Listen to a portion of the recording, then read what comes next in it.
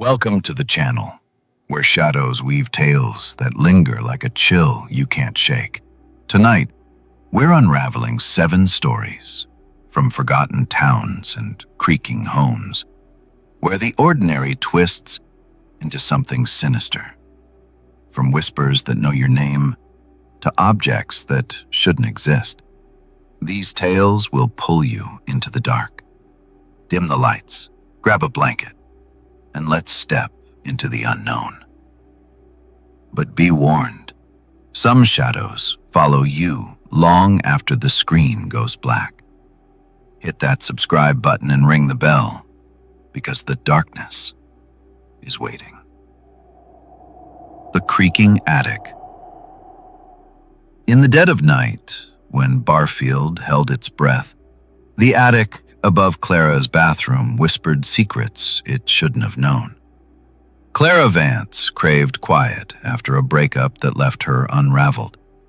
At 28, she settled into a weathered terrace house at 27 Bridgewater Lane in the forgotten town of Barfield.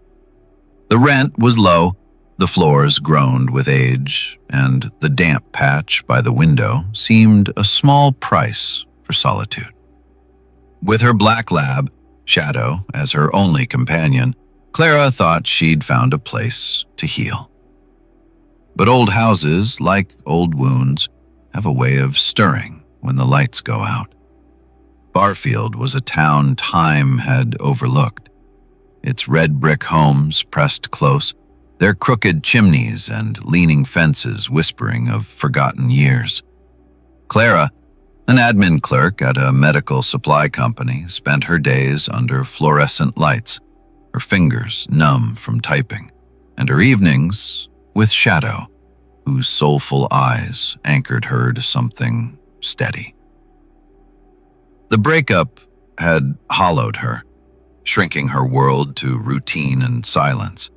The house at 27 Bridgewater Lane, with its peeling wallpaper and creaky floors, felt like a refuge.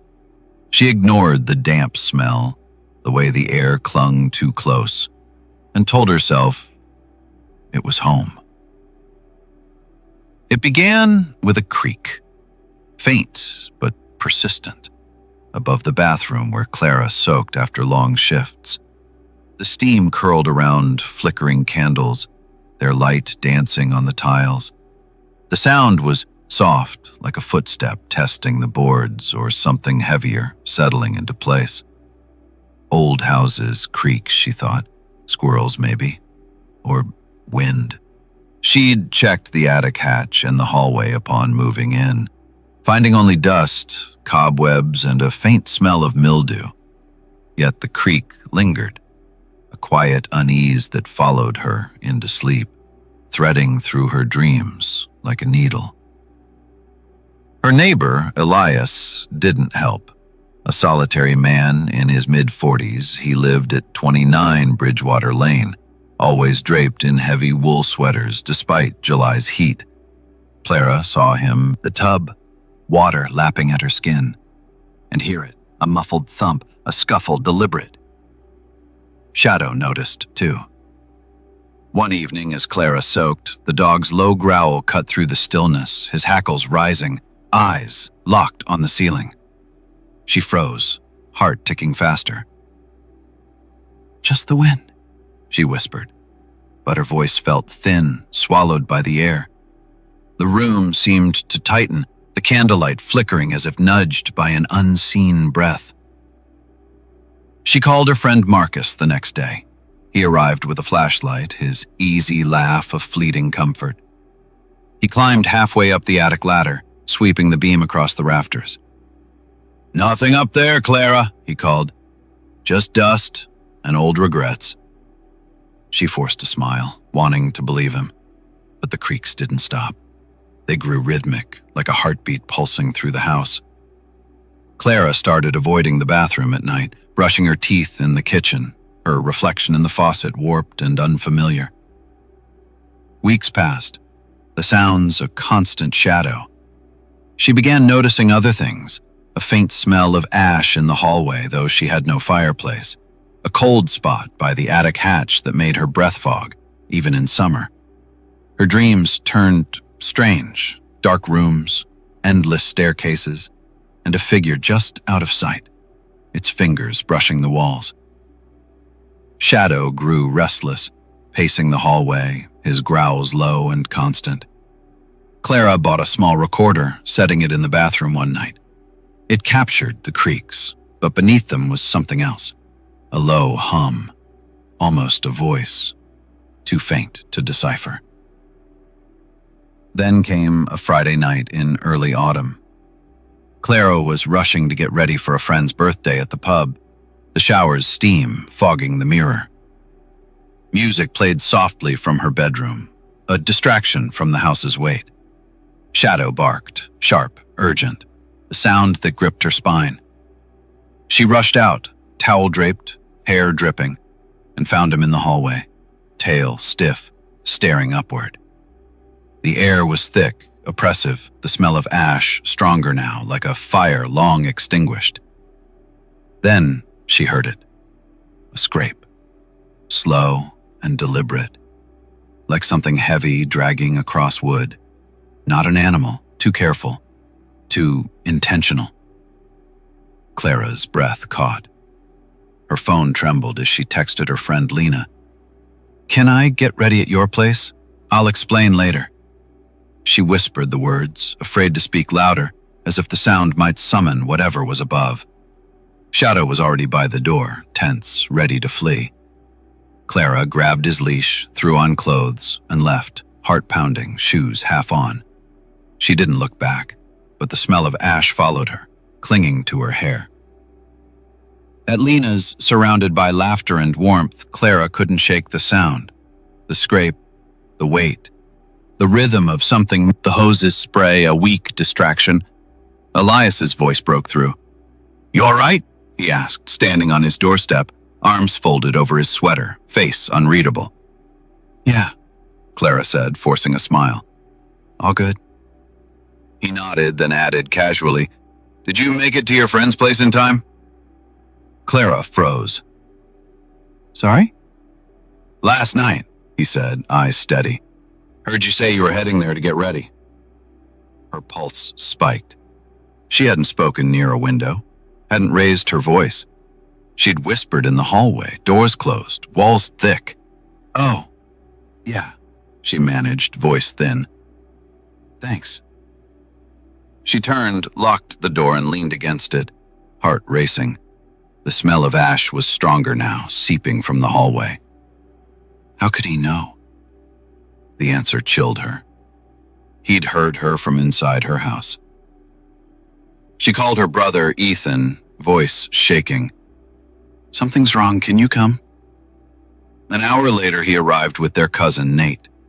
They kept the house quiet, lights off except for the bathroom. The attic hatch opened slowly, the air heavy with ash and cold. At first, nothing. Then Clara saw them. 2 tiny pinholes in the bathroom ceiling directly above the tub, invisible unless you stood beneath. They switched off the light. 2 faint pricks of light glowed in the attic's darkness, like eyes watching through the void. Nate climbed up, his silence heavy. When he descended, his voice was low. "The wall between your attic and Elias's, it's broken. Bricks knocked in, mostly on your side." Clara's stomach twisted. Ethan stormed to Elias's door, pounding. No answer. They found something else in the attic, a small tin box, rusted shut, hidden under a loose board. Inside was a locket engraved with the initials EC and a date, 1963.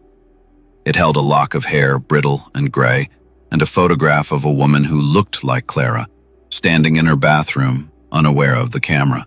The police were called. They examined the attic, the breach, the pinholes. Elias returned later, denying everything. "Never been up there," he said, blaming past tenants. The police found no proof, just the locket and a faint ash residue they couldn't explain.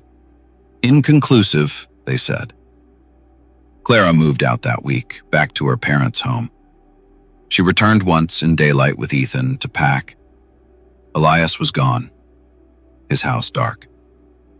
6 months later, the letting agent mentioned water damage in his attic, rendering it unfit for tenants. Years later, in a new home far away, Clara still smells it sometimes. A faint whiff of ash rising from nowhere. She checks the ceiling, her hands trembling, and finds a locket on her night. Neighbors swear they smell ash on quiet nights, and a locket appears on their doorsteps, waiting for someone new to claim its weight. As the creaks of Barfield fade, the shadows shift to Juniper Hollow, where a warning lingers in the air, heavier than the truth. Let's step into a town where photographs hold secrets that time can't bury. Harold's warning. Laura Bennett opened a rusted box in Juniper Hollow and found a truth that time couldn't bury. At 34, Laura Bennett stood on her new porch, the city's chaos fading behind her. She and her husband, Michael, had swapped moldy apartment walls, screaming neighbors, and a shooting too close to home for a white farmhouse in Juniper Hollow, population 612. 5 acres of open land, a creaking porch, and the laughter of their twin boys, Owen and Liam, promised a fresh start. Laura spent mornings in the garden, pulling weeds, her hands grounding her in the cool earth. The city's sirens felt like another life, but in small towns, some warnings come too late. Juniper Hollow was a speck on the map, easily missed. A diner served watery coffee, a gas station glowed with flickering neon, and a feed store offered homemade jam in dusty jars. Locals waved at strangers, but their eyes lingered, as if weighing their worth. The farmhouse, with its chipped paint and slanted floors, felt like a haven.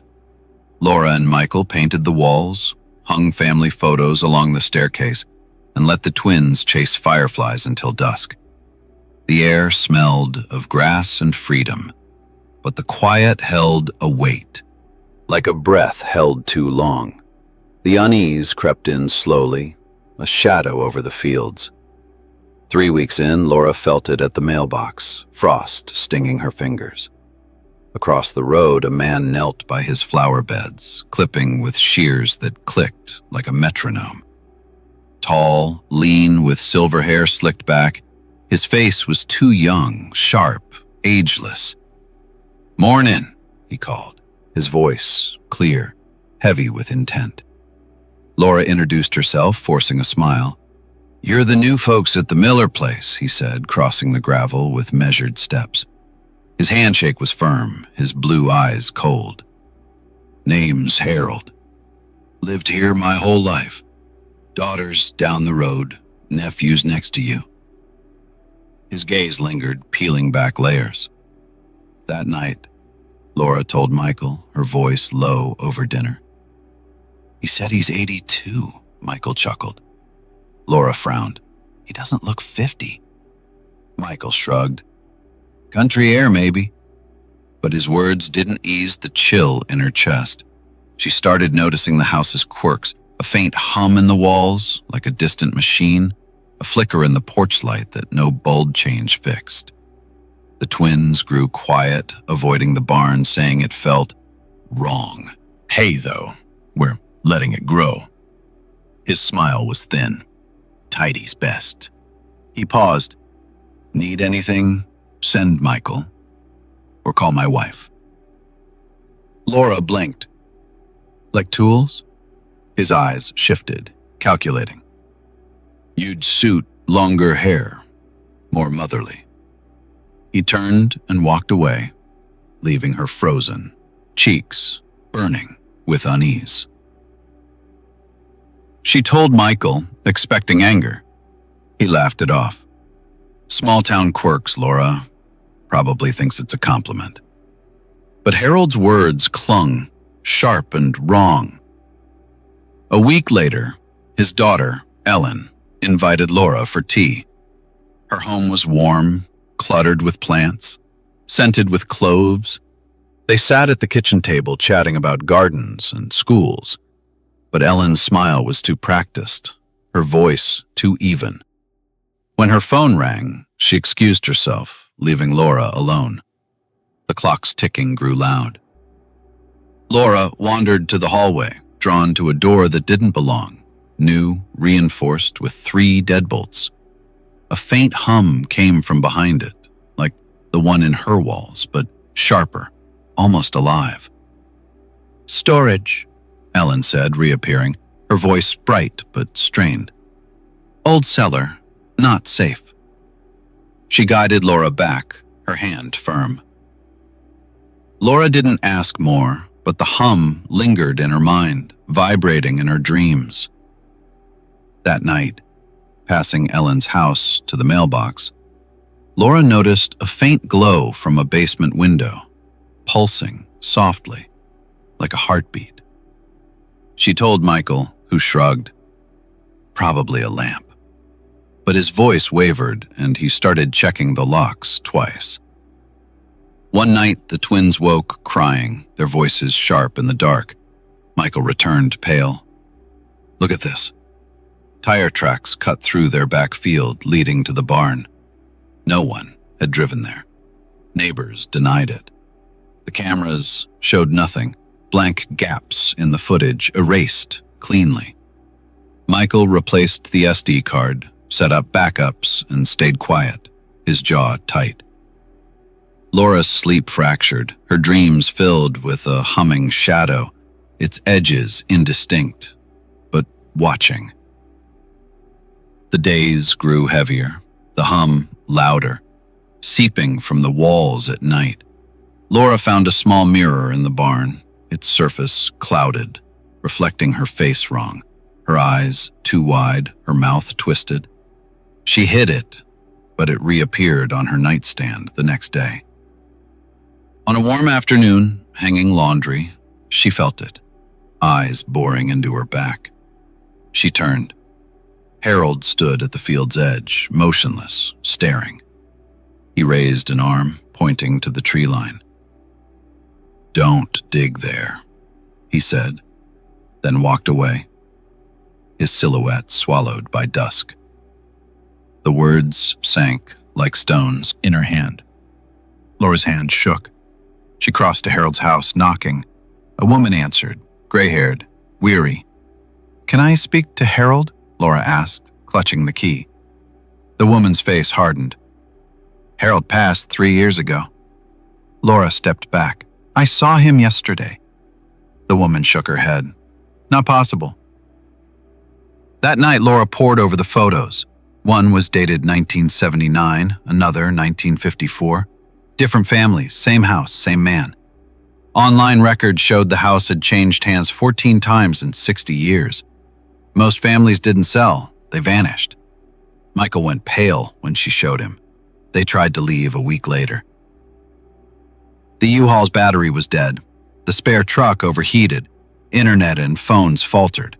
The sheriff arrived, leaning on his cruiser. "Some places don't like being left," he said, his smile mirroring Harold's. That night, at 3:12 a.m., the hum grew deafening, shaking the walls.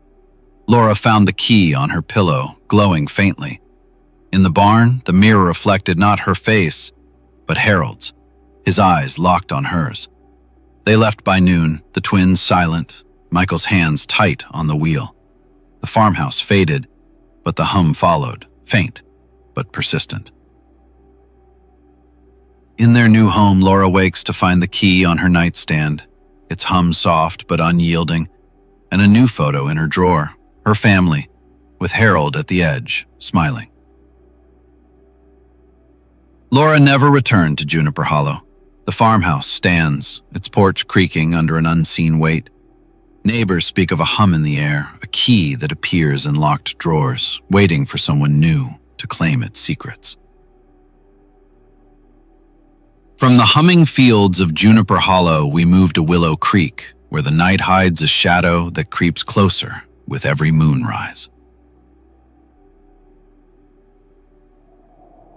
Every night, he got closer. The moon hung low over Willow Creek, casting a pale glow that never reached the corners of Sarah's yard.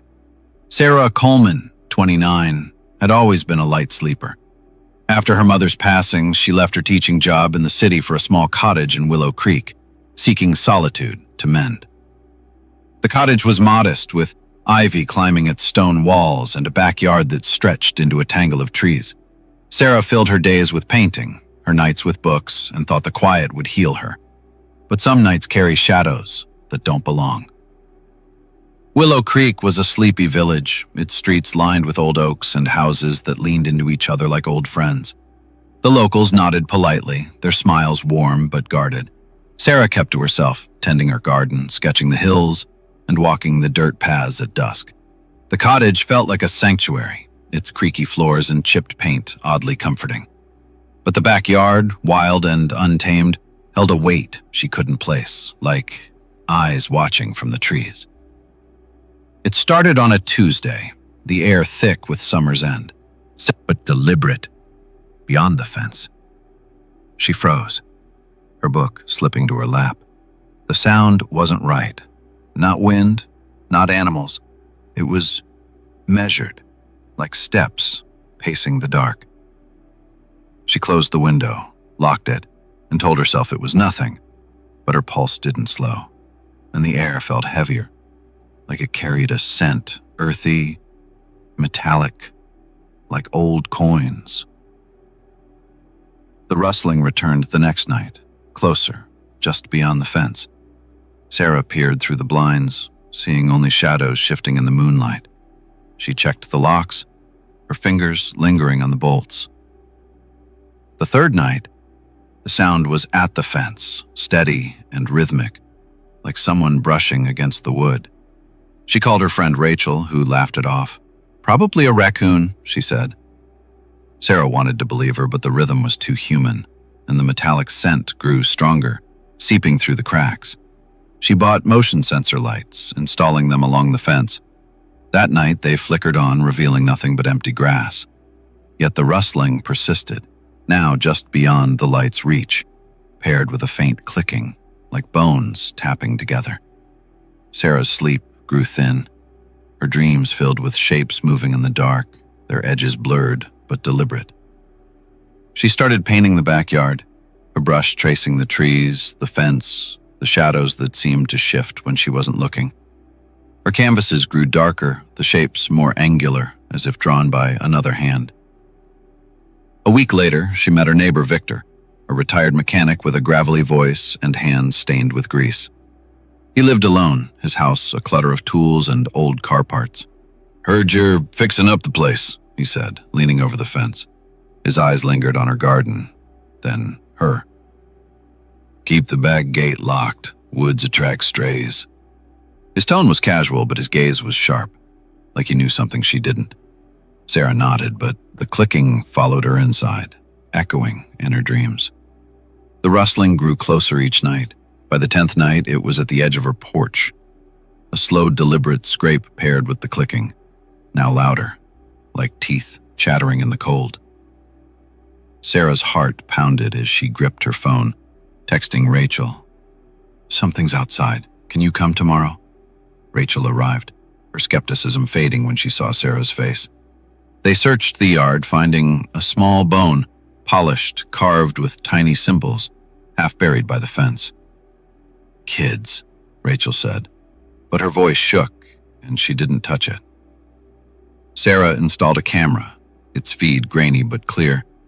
The first night, it caught a shadow, tall, indistinct, pausing at the fence, holding something that glinted. The next night, it was closer, lingering by the porch, the glint sharper, like a blade. Each night, it crept nearer, never fully in frame, as if it knew the camera's limits. The metallic scent grew overwhelming, coating her throat. Chaotic, dark figures, carved bones, eyes in the trees. One night, the camera went black. Sarah heard it, a low whistle, soft but piercing, from the back door. Her cat, Jasper, hissed, his fur bristling.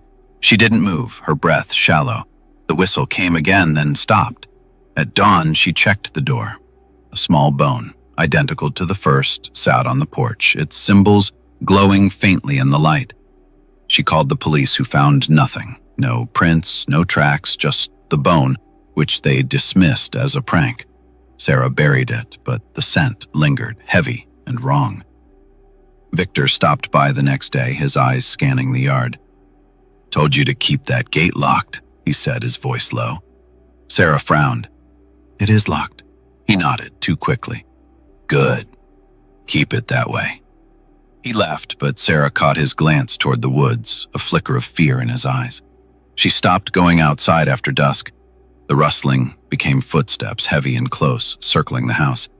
The camera caught glimpses, a glinting object, a shoulder, never a face. Sarah's paintings filled with bones, their symbols etched in her mind.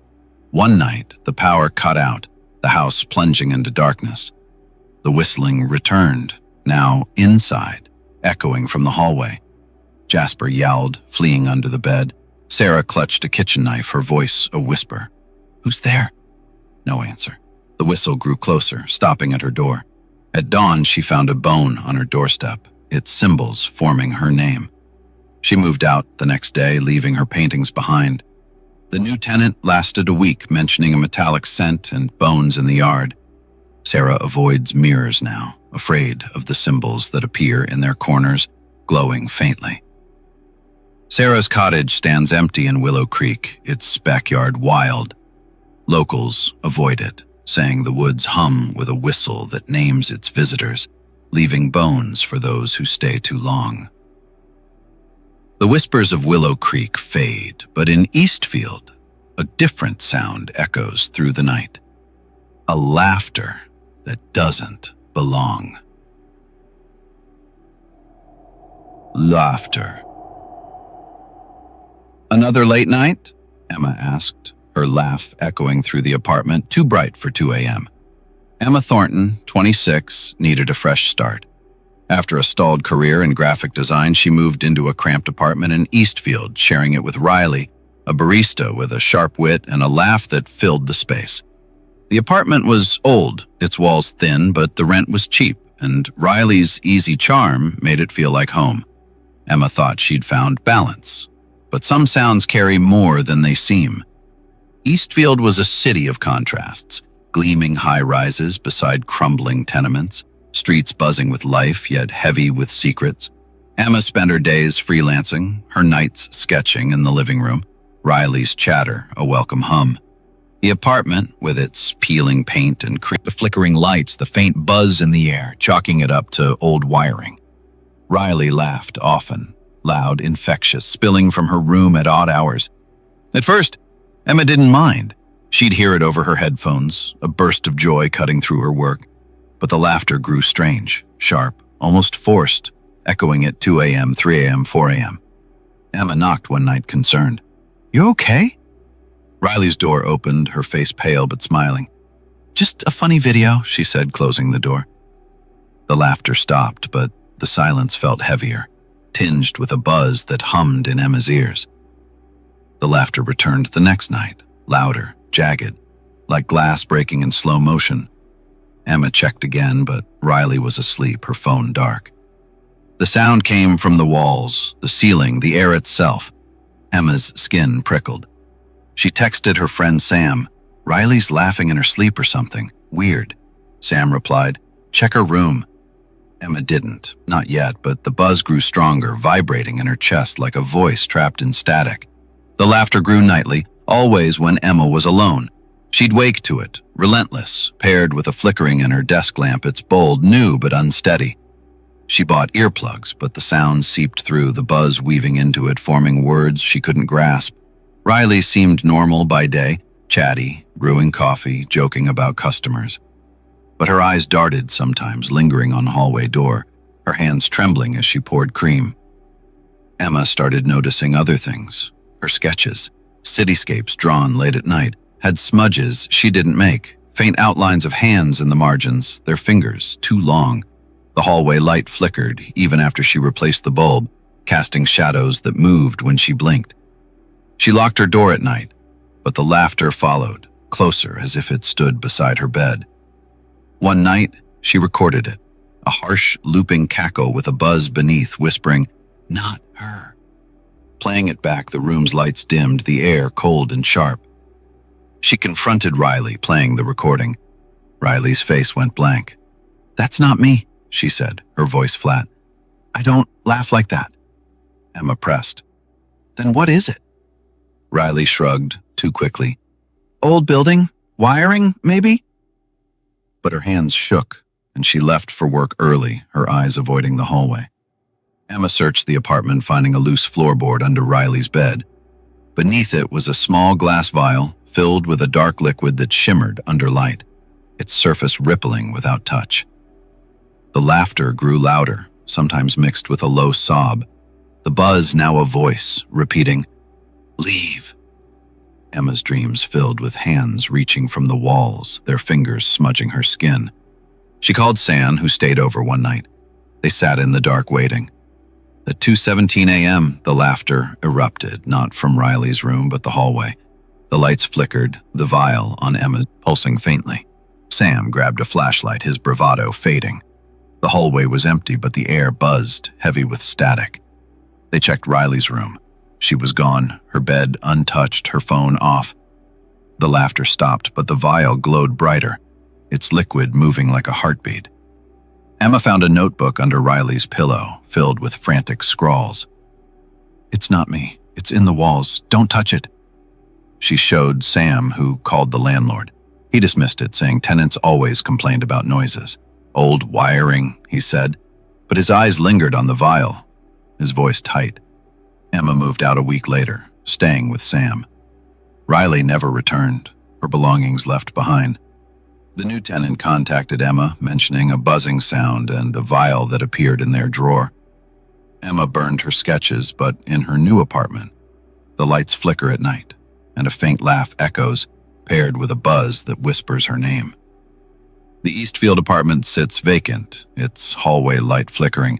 Tenants leave quickly, mentioning a vial that glows in the dark, its laughter echoing through the walls that refuse to forget. The echoes of Eastfield's laughter dissolve, but in Pineview, a different gaze watches unblinking through the dusk.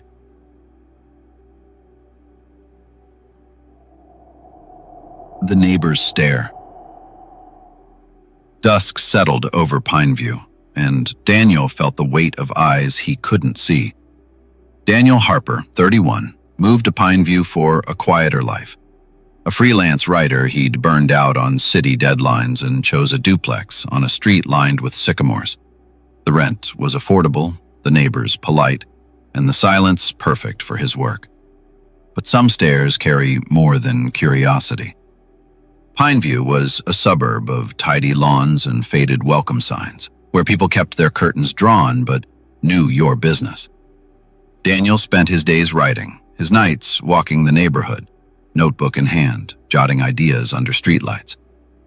His duplex shared a wall with Mrs. Evelyn Carter, a widow in her 60s who tended roses and watched the street from her porch.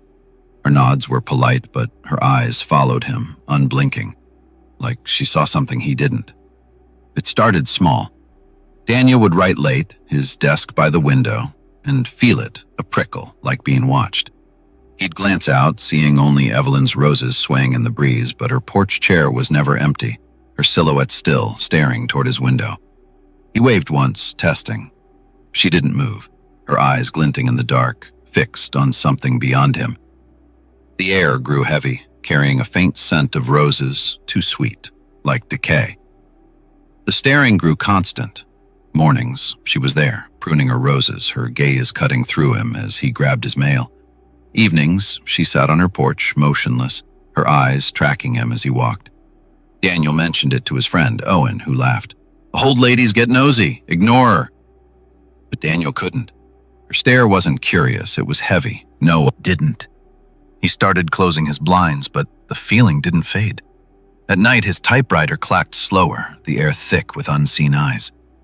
He noticed other things. His mailbox lid left open, his garden gate unlatched, a faint rose scent lingering in his living room, though he grew no flowers. He installed a doorbell camera, catching Evelyn standing at the edge of his lawn at 3 a.m., staring at his window, holding a small mirror that reflected nothing but darkness. Daniel confronted her politely. "Mrs. Carter, is everything okay?" She smiled, her eyes cold. "Just keeping watch, dear. You're new here." Her voice was soft, but it carried a weight, like a warning, unspoken. He nodded, backing away, her stare following him to his door. That night his camera caught her again, closer by his gate, the mirror glinting oddly as if absorbing the light. The footage glitched, her face blurring into static. Daniel's sleep grew restless, his dreams filled with eyes in the dark, their reflections warped in mirrors. He found a small rose petal on his desk, its edges blackened, though his windows were locked. He dug into Pineview's history, finding articles about missing tenants in his duplex. One, a writer like him, vanished in the 90s, leaving notes about a neighbor's stare and a mirror that showed wrong faces. Daniel knocked on Evelyn's door, his hands shaking. No answer. He peered through a window, seeing only darkness and a single rose on her table, its petals too red, too fresh. The scent followed him home, clinging to his clothes. One night his bedroom mirror flickered, showing not his face but Evelyn's, her eyes unblinking. He smashed it, but the shards reflected her still, staring. He called Owen, who stayed over, skeptical but uneasy. At midnight they heard a soft hum, like a lullaby, from Evelyn's side of the wall. The camera showed nothing but the rose scent filled the room. Daniel moved out a month later, staying with Owen. The new tenant lasted 2 weeks, mentioning a stare and a mirror that appeared in their closet. Daniel avoids reflections now, but the scent of roses follows him, and at night he sees eyes in every glass, watching, unblinking. Evelyn's duplex remains, her roses thriving. Neighbors say she still watches, a mirror in her hand, waiting for someone new to feel her gaze. The weight of Pineview's stare lifts, but in Red Hollow, a shadow lingers at the edge of the glass, waiting to be seen. The Man at the Window. Nathan Wells stood alone in his cabin, the pines outside whispering secrets he wasn't meant to hear. Nathan Wells, 27, needed a break from the city's grind. A software developer, he rented a cabin in Red Hollow to focus on a new project. The cabin was isolated, surrounded by pines, with a single road winding through the hills. Nathan relished the quiet, coding by day, stargazing by night. But some windows show more than the sky. Red Hollow was a scattering of cabins and dirt roads where locals kept to themselves, and the forest seemed to listen. Nathan's cabin was old, its wood weathered, its windows rattling in the wind. He spent his days at his laptop, the hum of code a comfort, and his nights on the porch, the stars sharp against the dark. The solitude felt like freedom, until it didn't. It began on the 5th night. Nathan was coding late, the cabin's silence broken by a faint chime like glass struck softly at the window. He looked up, seeing only his reflection. The chime came again, deliberate, echoing from the dark. Outside, the pines were still, no wind to blame. He checked the porch, finding nothing but cold air and a faint smell of damp earth, like a grave freshly turned. The next night it returned, 2 chimes, sharper, closer. He scanned the dark, his flashlight catching only trees, but the smell lingered, heavy and wrong. He installed motion lights, their glare harsh against the night. They triggered randomly, illuminating empty ground. Nathan's focus frayed, his code riddled with errors. He started noticing shadows, fleeting shapes at the window's edge, gone when he turned.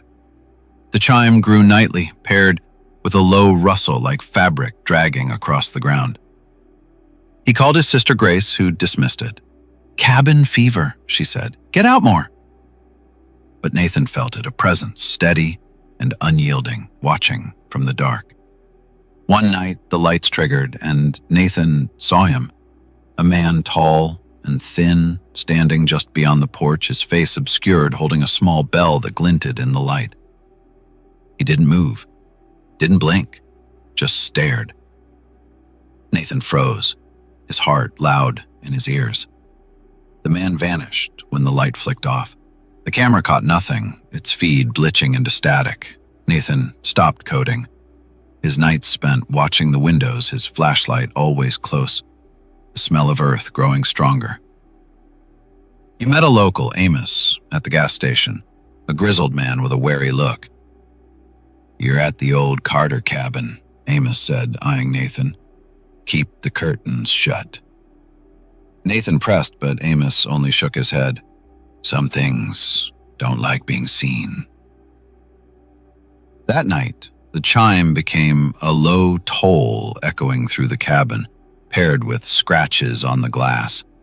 Nathan's dreams filled with a faceless figure, ringing a bell that called his name. He found marks the next morning, scratches on the window frames forming faint symbols like runes. The camera showed a shadow, closer each night, always holding the bell. Nathan called the sheriff, who found nothing but suggested he leave. "Cabins out here, they draw things," he said, his voice low. Nathan packed, but the car wouldn't start, its battery drained. The tolling grew louder, the shadow bolder, lingering in the light. One night the power cut out. Nathan's eyes hollow, holding a bell that glowed faintly. He screamed, the sound swallowed by the dark. At dawn, the figure was gone, but a small bell sat on his desk, its surface etched with his initials. Nathan left that day, hitchhiking to town. The new tenant lasted 3 days, mentioning a chime and a bell that appeared in their bag. Nathan avoids bells now, but at night, he hears a faint toll, calling from nowhere. The Red Hollow cabin stands alone, its windows dark. Locals say a chime echoes through the pines, a bell appearing in locked rooms, waiting for someone new to answer its call. The chimes of Red Hollow fade, but in Ashwood, a different sound carves its mark, scratching at the edges of the night. The scratches on the door. A faint scratch woke Mia at midnight, soft but insistent, like nails carving secrets into wood. Mia Larson, 30, wanted a quiet life. A nurse, she moved to Ashwood after a divorce, renting a small house on a street of old maples. The house was cozy, with a slanted roof and a porch swing, perfect for her new start. Mia thought she'd found peace, but some doors hold more than they should. Ashwood was a town of winding streets and picket fences, where neighbors smiled but kept their distance. Mia worked night shifts at the hospital, her days spent sleeping or reading on the porch. The house felt safe, its quirks, creaky stairs, a loose shutter, charming at first. But the front door, heavy oak with a brass knob, seemed to hum with a weight she couldn't explain, its wood warmer than it should be. The scratches started her second week. She woke at midnight, the sound faint but deliberate, like nails dragging across the door. She checked, finding nothing but smooth wood, though the knob felt hot to the touch. The next night, it returned, louder, slower, paired with a faint glow under the door, like candlelight. Mia's cat Jasper hissed, his fur bristling. She called her brother Lucas, who suggested animals. "Raccoons, maybe," he said. Mia nodded, but the scratches were too rhythmic, too intentional, and the glow pulsed faintly, like a breath. She installed a camera, its feed clear. The scratches came nightly, but the camera showed nothing. No animals, no shadows, just a flicker of light that shouldn't be there. Mia's sleep grew thin, her shifts at the hospital harder to bear.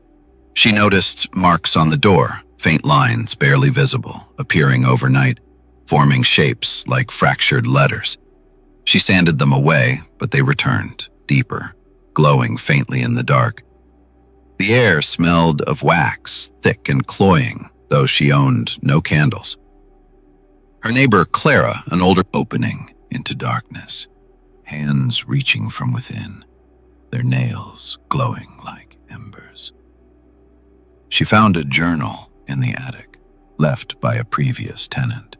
Its pages filled with sketches of the door and notes. It's not outside, it's in the wood. The scratches know your name. Mia showed Lucas, who stayed over, skeptical. At midnight, the scratches came, loud and frantic, the glow brighter, pulsing with each drag. The camera glitched, the feed cutting to static, but Mia saw it, a shadow behind the door, its edges flickering like flame. They checked the door at dawn.